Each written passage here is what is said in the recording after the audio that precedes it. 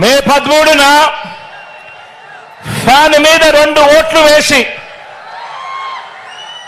మే 13న fan మీద 2 ఓట్లు వేసి మరో 100 మందికి చెప్పి వేయించి మనందరి పార్టీని కూడా గెలిపించడానికి అభివృద్ధి నిరోధకులను పేదల వ్యతిరేకులను ఓడించడానికి మీరంతా కూడా సిద్ధమేనా అడుగుతా ఉన్నాను. ఎన్నికలు జరగబోతా ఉన్నాయి. మరో 48 రోజుల్లో ఎన్నికలు జరగబోతా ఉన్నాయి. గెలిపే లక్ష్యంగా మనందరం కూడా అడుగులు వేయాలి. మనకు పోటీగా ఉన్నది అబద్ధాలు చెప్పేవాళ్ళు, మోసాలు చెప్పేవాళ్ళు, అవలీలగా కుట్రలు చేసే కూటమి మనకు ప్రత్యర్థులుగా ఉన్నారు. ప్రజలకు మంచి చేసిన చరిత్ర లేని చెడ్డ వాళ్ళందరూ కూడా ఏకమైన పరిస్థితులు కనిపిస్తా ఉన్నాయి.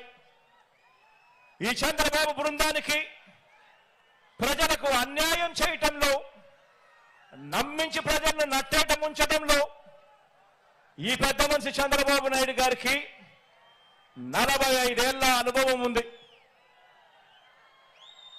ఎందులో అనుభవం ఉంది అంటే మోసాలు చేయడంలోనూ, అబద్ధాలు చెప్పడంలోనూ, వెన్నుపోటు పడవడంలోనూ,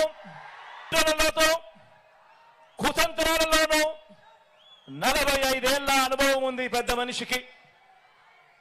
మేనిఫెస్టోను ఎన్నికలు కాగానే చెత్తబుట్టలో పడేయటంలో కూడా ఈ పెద్ద మనిషికి 14 సంవత్సరాల అనుభవం ఉంది.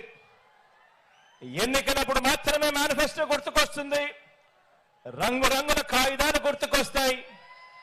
ఎన్నికలు అయిపోతూనే చెత్తబుట్టలో పడేస్తారు మేనిఫెస్టోను.